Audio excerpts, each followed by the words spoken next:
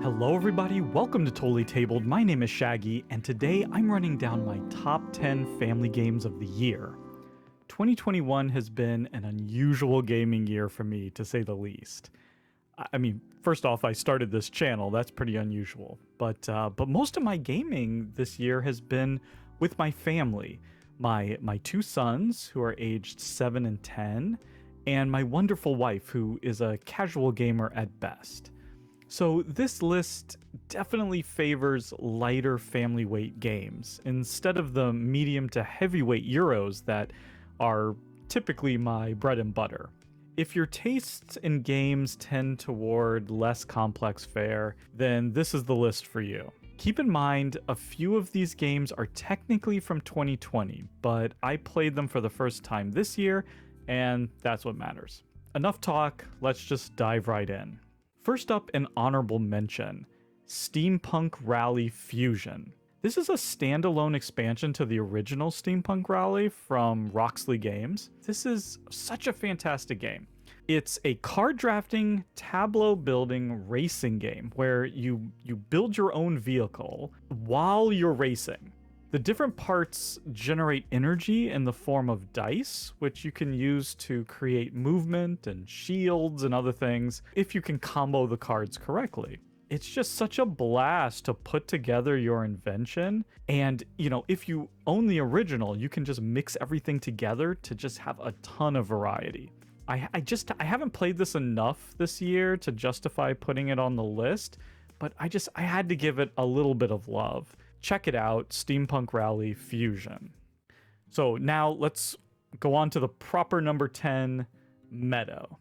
I've done a full playthrough of this one, so you should check that out if you want to learn more. But this is a pretty simple and puzzly card drafting game. The cards are laid out in a grid, and you place these numbered tokens on the side in order to take the corresponding card. So as the rounds continue, you're more and more limited in what cards you can take. You then use these cards, which feature animals and plants, to build out a kind of ever-changing tableau to score points. The art and production are just incredible. This lands lower on the list because I feel it runs a bit longer than I'd like it to, but nevertheless, still a wonderful game, Meadow.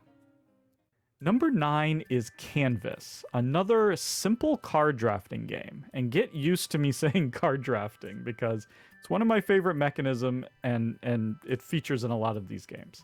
Canvas is easily the simplest of the bunch. You're simply putting down tokens in order to take cards in a row. It's things we've seen before. And you're using these transparent cards with these wonderful little bits of abstract art on them.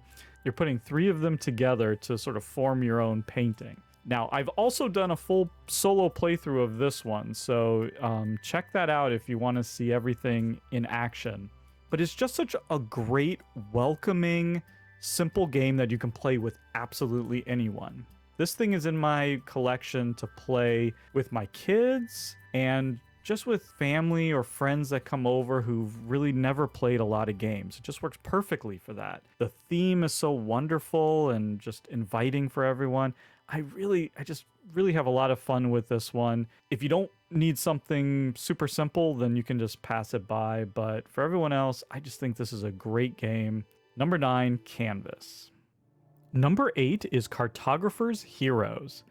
And like Steampunk Rally Fusion, this is a standalone expansion to the original Cartographers. It's very similar, so if you've played that, you pretty much understand how this plays. The difference is there are hero cards that come out which can help you defeat some of the obstacle cards that might show up. This is easily one of my favorite roll and write games. I'm not a huge roll and write fan, but this one I just find so relaxing. Drawing your little pictures out, just trying to score points based on the different objectives. Again, I've done a full solo playthrough of this one, so if you're curious at all, check it out. And I got it as part of the collector's edition. This is an awesome box that holds both the original and some of the various map packs. And it also came with all these awesome colored pencils. Yeah, this is a really fun one. If you like the original Cartographers, they don't really mix together very well, but it does give you some different maps and things. So I don't know. I would check this out. I really have a great time with Cartographer's Heroes. Number 7 is Cascadia. And wow, this has been a really unexpected hit, I think.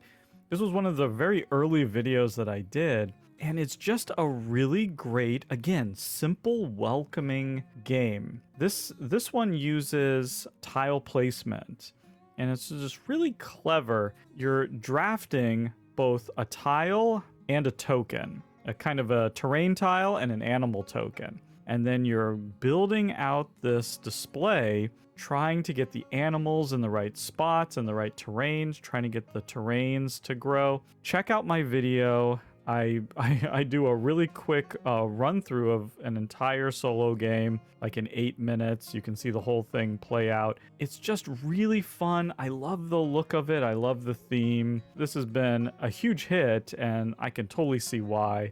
It's my number 7, Cascadia. Number 6 is Bullet Heart.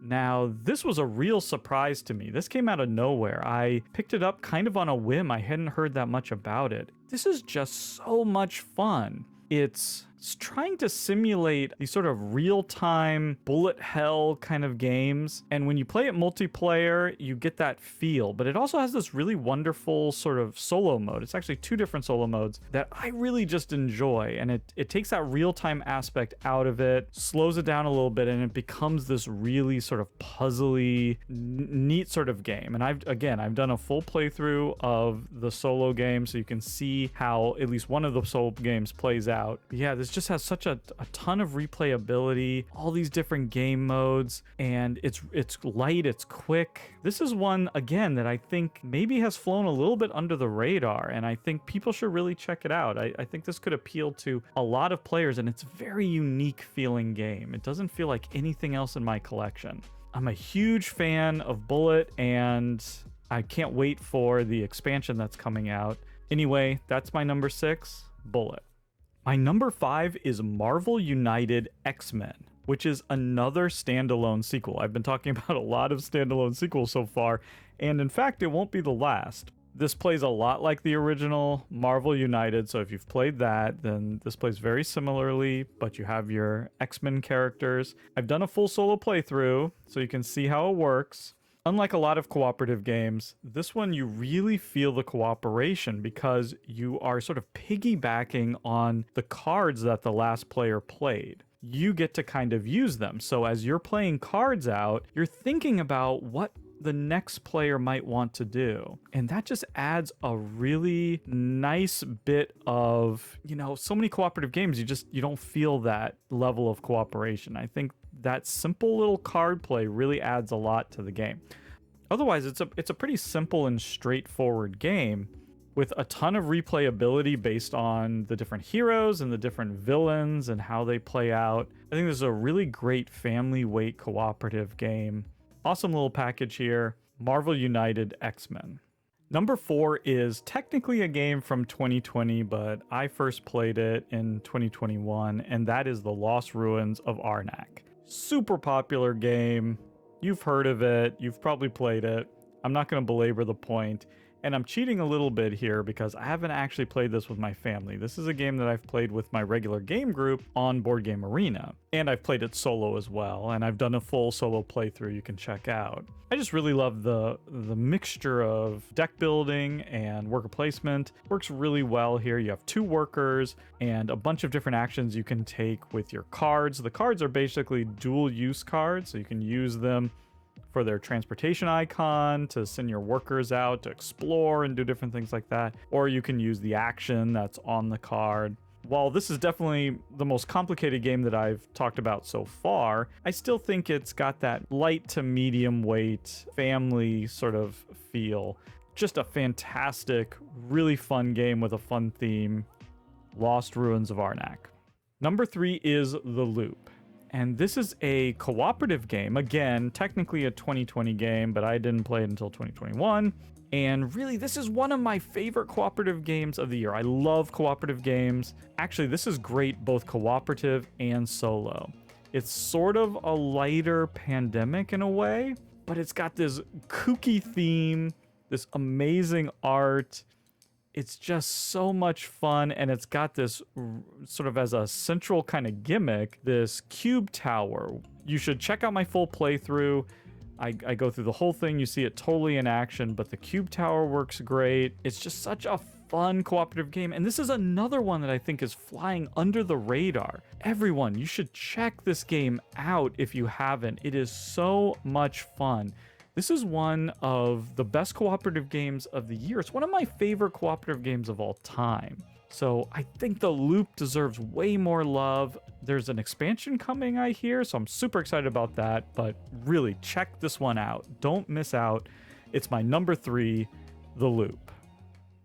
Number 2 is another huge cheat. The Crew Mission Deep Sea. I'm just cheating all over the place here because, one, this is not a game that I've played with my family yet, but I intend to. This is another one I've played with my gaming group. This might be my most played game of 2021. This is like the Crew 2.0, and it comes close to a game that I say almost everyone should own. It's small, it's cheap, and if you know anything about trick taking, you should definitely at least try. What it is, if you don't know, is a cooperative trick-taking game in a way, but it's really more of a deduction game. You are using trick-taking, but everyone will get these random sort of objectives, like you have to win a number 4 card using a number 7 card or something like that, or you have to win more pink cards than green cards, whatever. You have very limited communication where you're able to at one point just show a card